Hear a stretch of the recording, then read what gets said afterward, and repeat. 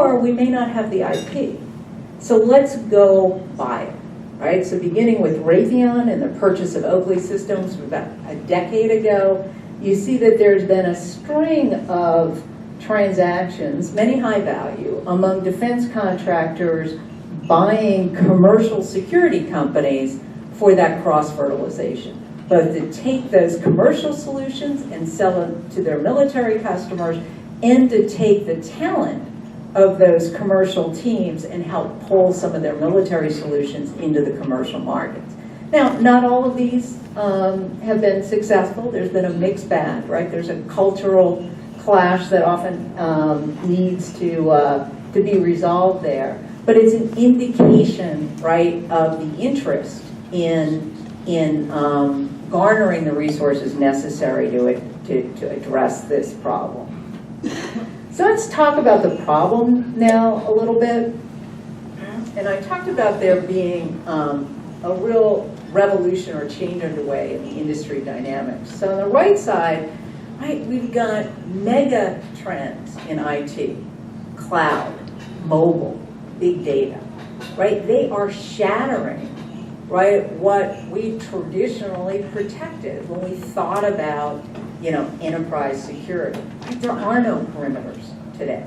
We can't create moats or firewalls any longer, right? Because information moves freely, right, to the cloud, from the cloud to the mobile device, right? And you know, and information is disaggregated in the big data phenomenon. So it's changing how we need to build security infrastructures. And then on the left side, I just want to remind everybody what's at stake here, right? I mean, Northern Telecom, Nortel, you know, was a leading employer, a leading source of IP to the Canadian economy. I mean, one of their national treasures. And for 10 years, there were hackers in their network, right, that stole their IP, right? There's now a Chinese company that has remarkably similar systems, you know, to what Nortel had developed. Yeah, and the company essentially went bankrupt with all its jobs, all its intellectual property, all its national prestige, right? And that gets repeated day in and day out, right? How often are you picking up the paper and say, you know, hackers were in for days, weeks, months, years before anyone identified, right? And as Brian said, it's not just about protection as prevention. It's about detection and forensics and understanding what were they after? What did they take, right?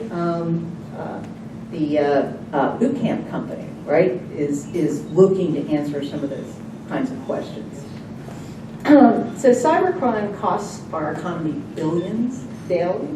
Critical infrastructure, right, is at risk, and you know, and it has the potential to really affect, you know, international competitiveness, right? If we're losing our drone designs, our airplane designs, the blueprints of our healthcare system, right? We have a lot at competitive stake. So I don't need to review the headlines. I think everybody sees them every day. As Brian said, awareness is no longer an issue. This is a board level issue across the country, across all geographies, across businesses of all sizes, across all sectors, because that's as pervasive as the problem is. So I talked about that change in leadership. You know, very rarely, you know, do leaders in industries, you know, announce publicly that their stuff doesn't work, right? But Symantec basically came out and said, antivirus is dead, right? And there's a growing acknowledgement that the infrastructures that we build for perimeter-based networks, for traditional network security, you know, can no longer be effective. And so one of the reasons that investors are so excited about this industry is information security has a dynamic like no other sector of IT. You're constantly in a cat and mouse game, right? The adversary is always changing his tactics and you have to change yours to respond. Add that layer to what's happening in terms of the IT transformation as we move to the cloud, right? And as our smart devices, our mobile devices become the endpoint of choice. You've got two mega trends going on there, right? And the third is, an adversary that's a lot better equipped, right, than the hackers who did it for fame and fortune, or even the Eastern Europeans that did it for credit card kicks, right? So the other thing that investors are so excited about is there's a wide open opportunity for new leadership to emerge in this sector. I mean, it's not clear that Symantec or McAfee or even IBM or Cisco, right, have all the answers that we need, which is why a FireEye, Palo Alto, and these new companies, right, are attracting the attention that they have. So right here in this room or in this community, right, could well be, the companies that become, the large infrastructure leaders of the next generation of security. And what it's going to take, right, are many of the kinds of things that are being done here in San Antonio, right? Detective technologies, advanced analytics, incident response, correlation, right? Because that's what it's going to take to figure out, right, who was where and what were they after and what did they get, right? As opposed to the simplistic, keeping the spam and the spyware out with a simple deflection engine that, oh, by the way, I can, get as a freemium software. So it's the second time you're going to see the cyber kill chain today. I won't go into these, but this is what's driving my pipeline as an M&A investment banker. Right, this is the list of what strategics and financial sponsors tell me they need to find. Organizations that have technologies along the detection to remediation kill chain, and new ways to go about endpoint security that are not simplistic and defective. Anti-fraud and identity management, using the techniques of discerning fraud that we've developed in the credit card financial community, right, and applying them to understanding imposters and target type breaches in the security space. BYOD and mobile, right? It's a pretty powerful device you're carrying in your pocket, right? It's going up to cloud applications, what's happening back and forth. And then, of course, security in and of the cloud, whether you're cleaning things like in telecom pipes or you're doing software-defined security that follows the compute, storage, and network virtualization that we have going on. I wanted to give you a quick heat map. These are the sectors that I think are going to be most relevant in this next generation of security. And once again, where this community is very well served, from security services to critical infrastructure to threat intelligence and sharing, and that's often done on a collaborative basis with government.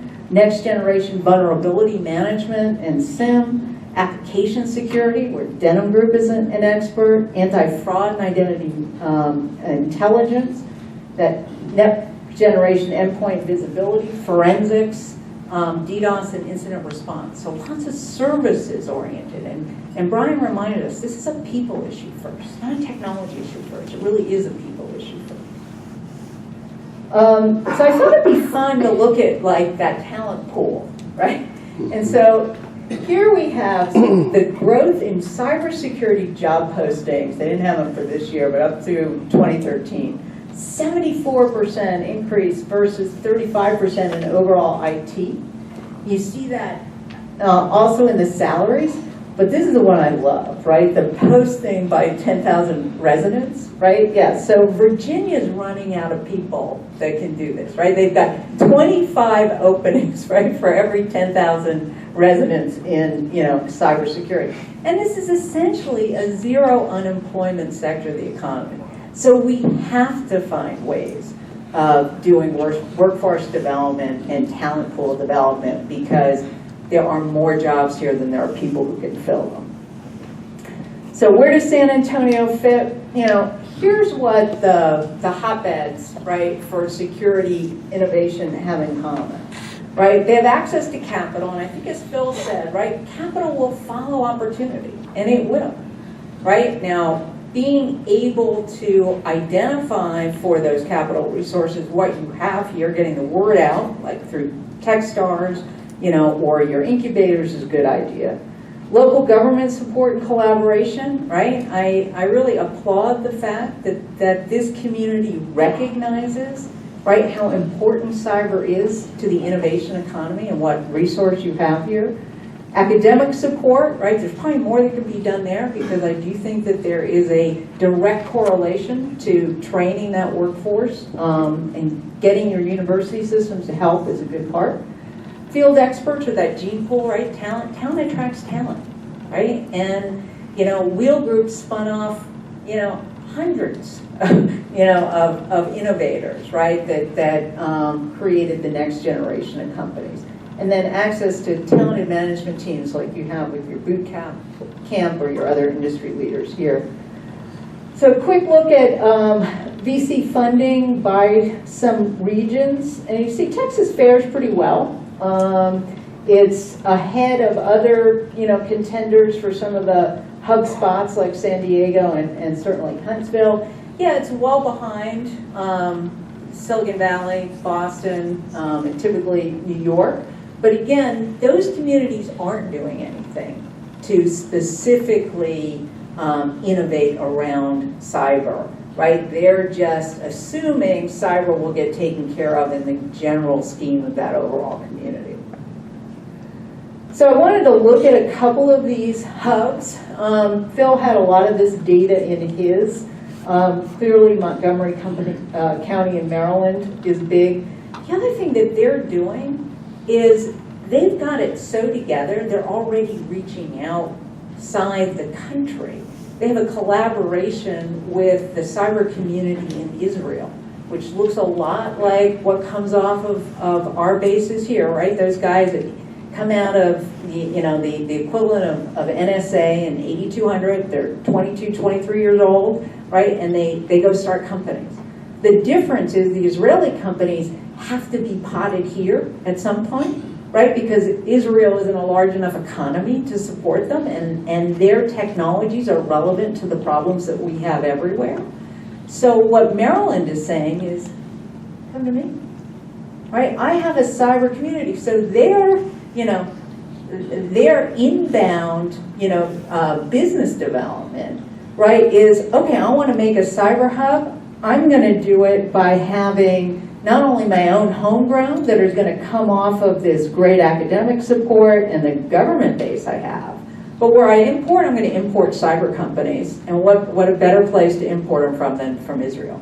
So it's called the BIRD Foundation. I forget what the acronym stands for, but it's basically a binational cooperative in which they're looking to extend that reach bidirectionally, helping their companies with the talent pool issue and then bringing those business development teams in. Virginia, many of the same sort of advantages in terms of location to government. But, a number of their programs, I think it was mentioned here, what George Mason is doing in cyber resilience engineering design, and I think someone had mentioned what they're doing in terms of data analytics as well. So the university systems there have been very responsive to create the pipelines that go into the NSA, that go into the CIA, that then come out and go into the entrepreneurial community as those officers serve their stints. So finding out what your companies need, finding ways to get your local universities involved in that talent development is a good way to increase the the critical mass in those key areas. Also looked at San Diego and Huntsville. Again, they all have strong military presence, right, which starts the clock, if you will. San Diego's also done more in terms of bringing in a couple of key incubators that are cyber centric, a combination of both capital, mentoring, but also physical infrastructure. We talked about the high-speed internet, real estate, etc. So SA has all the tools. You can be competitive along all of those lines. And the fact that the Chamber has identified cyber as an area worth cultivating. You've got some incubators here in geekdom. You've got some entrepreneurial programs in the boot camp. You have angels starting to come in around Techstars. More perhaps can be done in university support, but you've got some good starts. And obviously with the government Air Force base here, and a great pool of established cyber companies and cyber talent, right, that are your thought leaders, your innovators, and your anchors, right, for keeping that talent in San Antonio. So your opportunities, that defense spending shift, right, is going to go looking into cyber, and so picking up on that. I know there's a bit of a New York-Boston rivalry here with Austin, so I appreciate that, that's as, and not necessarily an advantage that comes without a little sting. But, there's some established venture capital pools there, and the money will follow opportunity, right? So getting more of those guys to drive down 35 and invest locally is cultivation worth having. There are a number of homegrown companies in the cyber field that I say help, put you on the landscape. Some of the challenges, we talked about, it took me 2 hops from Boston, right? Keeping talent here, right? As companies get acquired, keeping the CEOs in town or bringing them in, maybe a tougher shift than growing what's here. And you've got competition from other areas. And as I think Phil noted, cyber companies don't always talk about what they're doing, right? So this isn't the, you don't get that same rah-rah, out of the Better Business Bureau the way you get in, cultivating some other sectors. So summary thoughts, there's no better place in technology than cyber, period. And that, in my view, is unlikely to change. For the 11 years that we've been doing this at AGC, never has information security been anything other than the highest valued IT subsector across those 11 years. Whether it was 2008 after the Lehman Brothers collapse or whether it's now. They've always maintained that premium. This problem is pervasive. We're nowhere near solving it, unfortunately. So this is an investment area that is going to continue to grow. And we've talked about talent, right? You can leverage what you have is a very difficult to replicate core competency, right? You can't plant one of these, right? You have competition from others that have the same organic advantages, but it's not like you can just drop into Pennsylvania and say, okay, we're gonna create a cyber economy here. It has to have those organic roots. This is an emerging market. Crystal Cities tried to bring in the defense contractors into just sort of a real estate oriented kind of hub, and then when they never got the commercial guys in, when they left, the thirst thing went down with it. So I think starting with the notion of commercial defense partnership, cyber information sharing, talent pool collaboration is going to serve you well. Leveraging the success of some of your early capital sources and training from geekdom, the rack space guys, right? Every company needs security DNA, right? So your large employers are going to be interested in seeing this community flourish, whether they're cyber or not. And as I said, that public-private partnership, can really be harnessed to your advantage. So with that, I'll once again thank you very much for having me here today. It's worth the double hop to come down, and I appreciate your time and attention.